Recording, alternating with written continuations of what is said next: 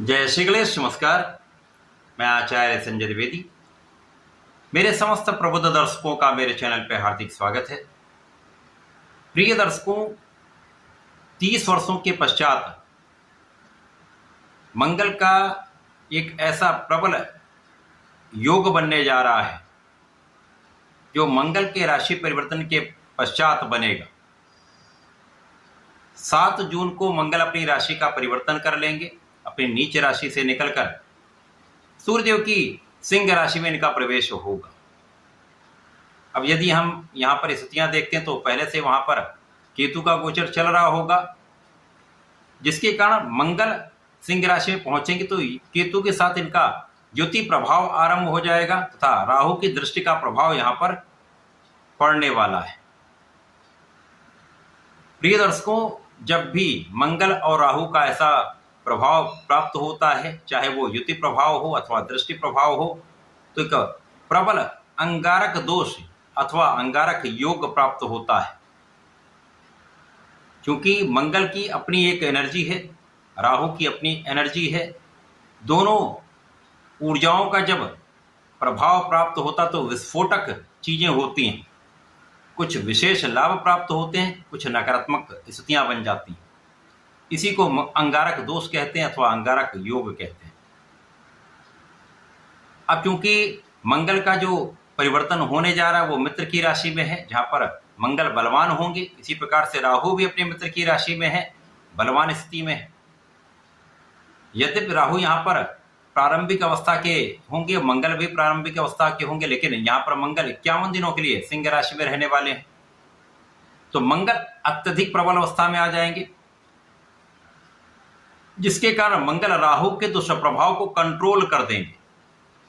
कुछ ग्रह ही ऐसे इस सौर मंडल में हैं जो राहु के दुष्प्रभाव को नियंत्रित कर सकते हैं, जिसमें मंगल भी।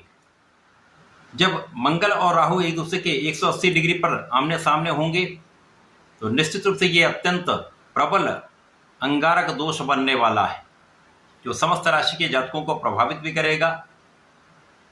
कुछ अच्छे लाभ देगा, कुछ समस्याएं उत्पन्न करेगा। आज मैं वृषभ राशि के लिए मंगल के राशि परिवर्तन का, मंगल तथा राहु के अंगारक दोष का किस प्रकार का प्रभाव प्राप्त होने वाला है, इस समय में आपको कितना लाभ मिलेगा अथवा कहीं पर कोई समस्या आएगी तो उसका क्या निराकरण है, संपूर्ण विश्लेषण मैं पूर्ण तर्क के साथ करने जा। प्रिय दर्शकों, इस राशिफल को आप अपने लग्न तथा राशि दोनों के अनुसार देख सकते हैं। प्रिय दर्शकों, लगभग 30 वर्षों के पश्चात सिंह राशि में मंगल होंगे केतु के साथ, राहु के साथ 180 डिग्री के योग पर, जहां पर दोनों ग्रह अत्यंत बलवान होंगे।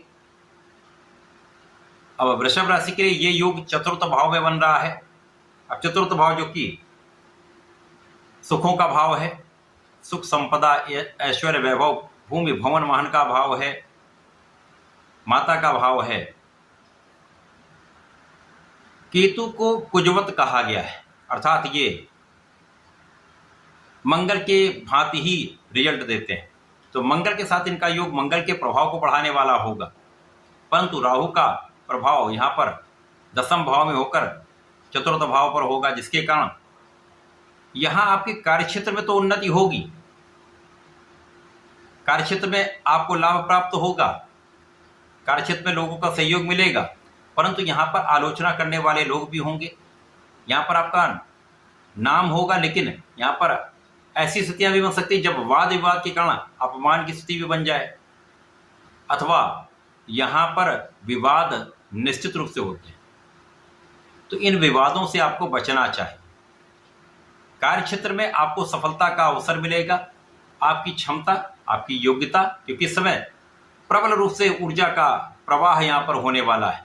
कार्यक्षेत्र की ऊर्जा राहु प्रदान कर रहे हैं, चतुर्थ भाव की ऊर्जा मंगल दे रहे हैं, जिसके कारण केतु का बल भी साथ में होगा, जिसके कारण दोनों ऊर्जाओं का टकराव होने वाला है। तो यहाँ निश्चित रूप से जब ऊर्जा का अत्यधिक प्रवाह हो जाता है वो भी साइड इफेक्ट देता है, वो कहीं ना कहीं कुछ नकारात्मकता देता है।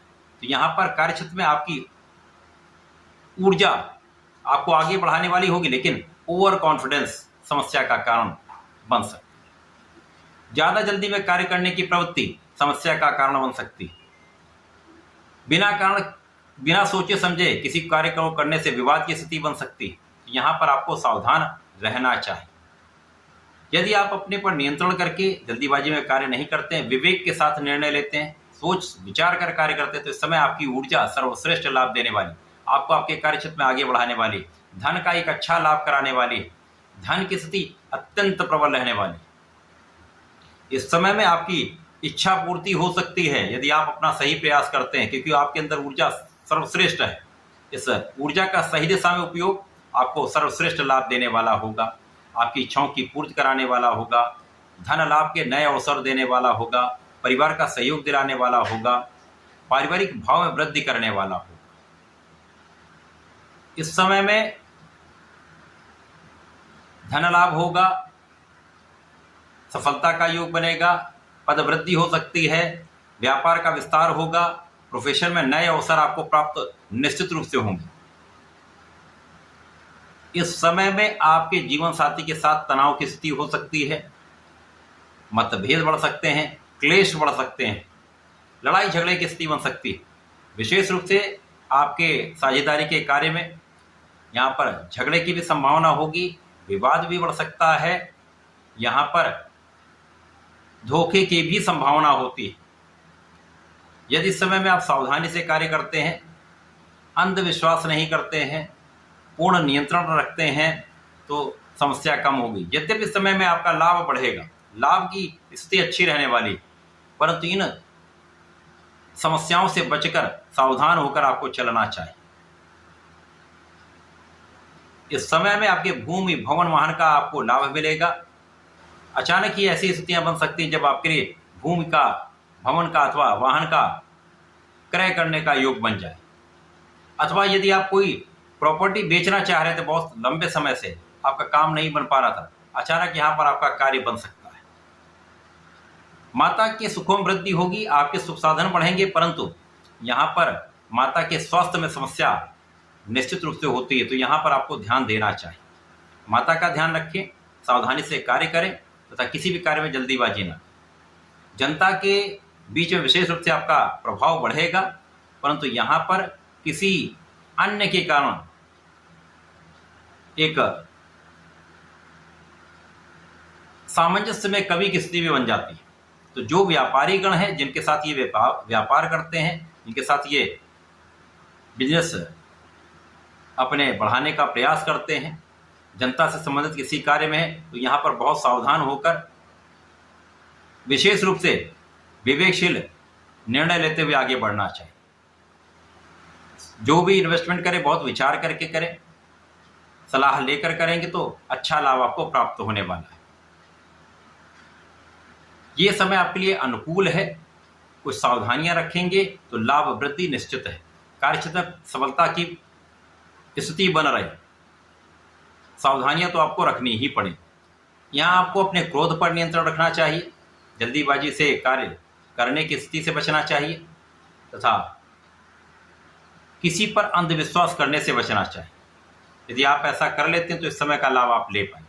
किसी प्रकार से जीवन साथी के साथ सामंजस्य बनाकर चलें तो ये समय आपके लिए लाभ देने वाला होगा, आपकी लाभ की स्थिति को प्रबल करने वाला होगा, आपकी ऊर्जा का सही उपयोग कराने वाला होगा। इस पूरे समय में आपको भगवान भोलेनाथ की आराधना करनी चाहिए। नमः शिवाय पंचाक्षर मंत्र का जप 108 बार नित्य करें। प्रत्येक मंगलवार को हनुमानाष्टक का पाठ करें तथा बजरंग बाण का संकल्प लेकर यदि 3 या 5 बार पाठ कर लेते तो विशेष लाभ मिलेंगे। इस समय में यदि आप किसी भी मंगलवार को सुंदरकांड कर लेते हैं तो विशेष रूप से लाभ की स्थिति बनती है, समस्याएं कम होंगी, कष्ट कम होंगे। इस समय का आप सही उपयोग कर पाए, तो ऐसा करके इसका लाभ लें। धन्यवाद, नमस्कार।